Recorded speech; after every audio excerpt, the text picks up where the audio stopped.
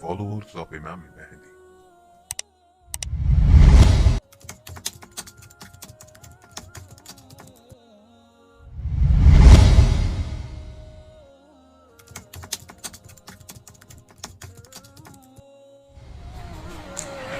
أعوذ بالله من الشيطان اللعين الرجيم. بسم الله الرحمن الرحيم.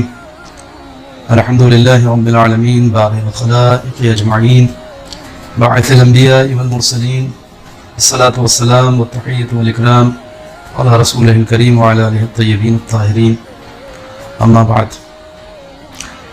ناظرین اکرام السلام علیکم.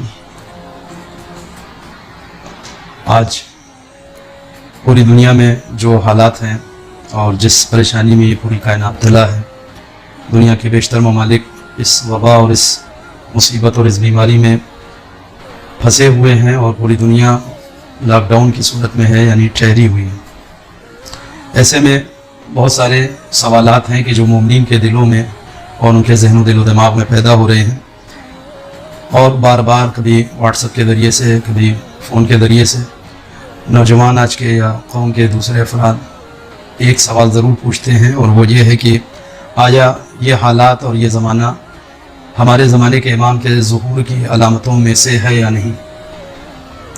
یعنی زیادہ تر لوگ اس نقطے کی جانب متوجہ ہیں کہ گویا یہ جو حالات ہیں اور یہ جو صورتحال پیدا ہوئی ہے یہ علامت ظہور میں سے ہے اور زمانے کے امام کا ظہور نزدیک ہے. سب سے پہلے تو ہم یہ کہیں گے کہ یقیناً انشاءاللہ یہ امید ہم سب کو رکھنی چاہیے، اور ہر صبح و شام اس بات کی دعا بھی کرنی چاہیے اور منتظر بھی رہنا چاہیے، کیونکہ خدا ان تمام حالات کو زمانے کے امام کے لیے ظہور کا زمینہ بنا کر کے قرار دے. اور آرزو تمام مومنین کی یہی ہے کہ جلد سے جلد غیب کا پردہ اٹھے اور وہ آنے والا امام اس کائنات میں تشریف لائے اور اس کائنات سے ہر طرح کا ظلم و ستم اور ناانصافی اور تمام تر خرابیاں ختم ہو جائیں. مگر اس مختصر سی کلپ میں جو نقطہ مجھے عرض کرنا ہے وہ یہ ہے کہ ایسے حالات آج نہیں پیدا ہوئے ہیں. جب بھی اس طرح کا کوئی واقعہ یا حادثہ ہوتا ہے کہ جو بہت وسیع پیمانے پہ ہوتا ہے تو لوگوں کے ذہن میں ایک سوال ضرور پیدا ہوتا ہے کہ آیا یہ ظہور کی علامتوں میں ہے یا نہیں. جو بات خاص مجھے عرض کرنی ہے وہ یہ ہے کہ ظہور علامتوں سے نہیں ہوگا، ظہور شرائط سے ہوگا. اس فرق کو اگر نوجوان سمجھ لیں یا قوم کے افراد سمجھ لیں تو یقیناً ظہور کے لیے زمینہ بھی فراہم ہوگا اور انشاءاللہ ظہور جلد ہوگا، اور ہم سب انشاءاللہ اس آخری حجت کے فیوز و برکات سے بہرمند ہوں گے. علامت کہتے ہیں نشانی کو، سائن کو، کہ جس سے کسی چیز کو دور سے دیکھ کر کے پہچانا جاتا ہے. ظہور یعنی امام کا غیبت میں رہنا اور غیبت سے ظاہر ہو جانا. آیا یہ علامتوں کے ذریعے سے ہوگا یا اس کے کچھ شرائط ہیں کہ جب وہ شرطیں پوری ہوں گی تب ظہور ہوگا؟ اس کو بالکل اس طریقے سے سمجھ سکتے ہیں آپ کہ مثلا اگر یہ کہا جائے کہ یہ کیتلی کی جو چولہے کے اوپر رکھی ہوئی ہے، جب اس سے بھاپ تیزی سے نکلنے لگے تو اس بات کی نشانی ہے، علامت ہے کہ پانی بوائل ہو گیا اور کھول رہا ہے. اب بے عمل انسان یہ کرے گا کہ وہ صرف کیتلی کے اوپر نظر رکھے ہوگا کہ اس کی بطن میں، اس کے پردے کے پیچھے جو پانی ہے وہ گرم ہوا یا نہیں. کیسے پتہ چلے گا؟ جب اس کے اوپر سے بھاپ کا نکلنا شروع ہو جائے گا. یہ بھاپ کا نکلنا علامت ہے، بھاپ کا نکلنا ایک نشانی ہے کہ اندر پانی جو ہے وہ بوائل ہو گیا ہے. مگر آیا بھاپ کی وجہ سے پانی بوائل ہوگا؟ اس نقطے کے اوپر خاص غور کریں. کیا بھاپ کی وجہ سے پانی بوائل ہوگا یا پانی کے بوائل ہونے کی وجہ سے بھاپ نکلنے والی ہے؟ جی، پانی کبھی بھی بھاپ کے نکلنے کی وجہ سے بوائل نہیں ہوگا، بلکہ پانی کے بوائل ہونے کی کچھ شرائط ہیں. اور وہ شرائط کیا ہیں؟ کہ جب اس کے نیچے آگ روشن کی جائے گی، اس کیتلی یا اس ظرف یا اس برتن کے نیچے جب آگ روشن ہوگی تو وہ آگ اصل میں اس پانی کو بوائل کرے گی، اور جب پانی بوائل ہوگا تو اوپر سے بھاپ نکلے گی.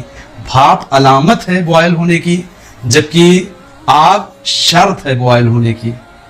ظہور کا مسئلہ بالکل ایسے ہی ہے امام کی غیبت میں کہ آیا ان علامتوں کے ذریعے سے امام کا ظہور ہونے والا ہے یا شرائط ہے کچھ ظہور کی.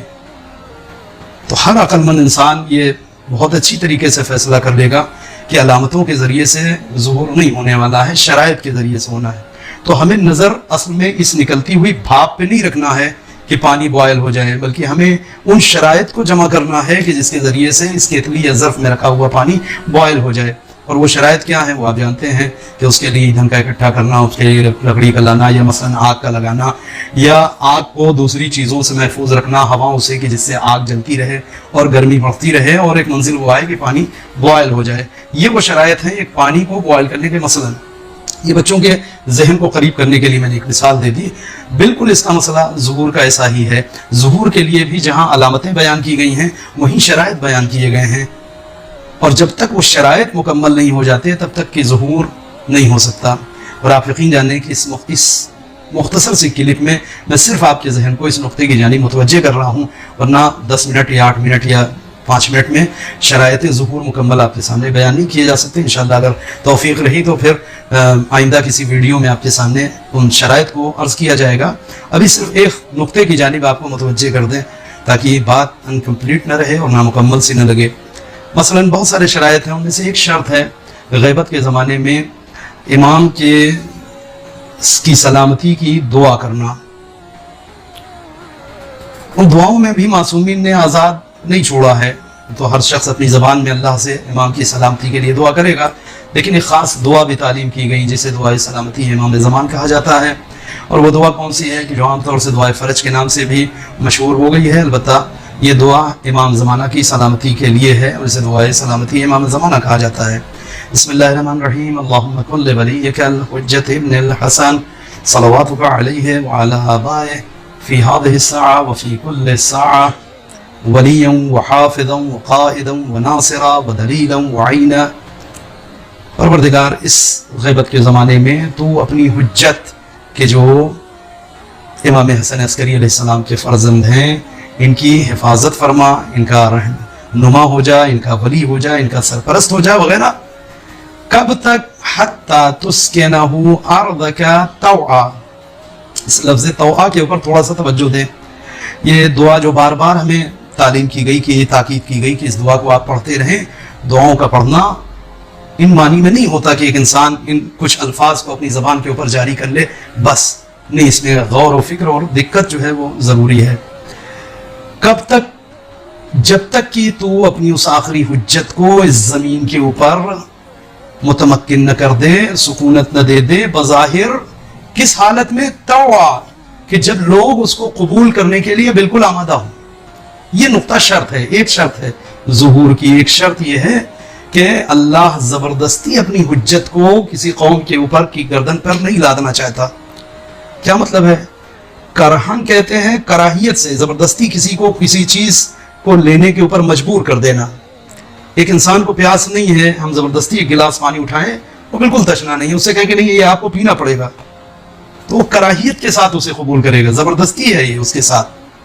لیکن ایک مرتبہ یہ ہے کہ ایک انسان خود پیاسا ہے اور پیاس کے عالم میں چاروں طرف پانی کی تلاش میں ہے.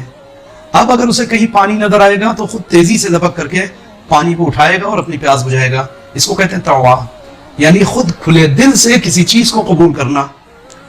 اس دعا میں اس نقطے کو بیان کرنا کہ پروردگار اس وقت اس کو زمین کے اوپر متمکن کرے گا اور حکومت دے گا اور ساکن کرے گا کہ جب لوگ کھلے دل سے اسے قبول کرنے کے لیے آمادہ ہوں.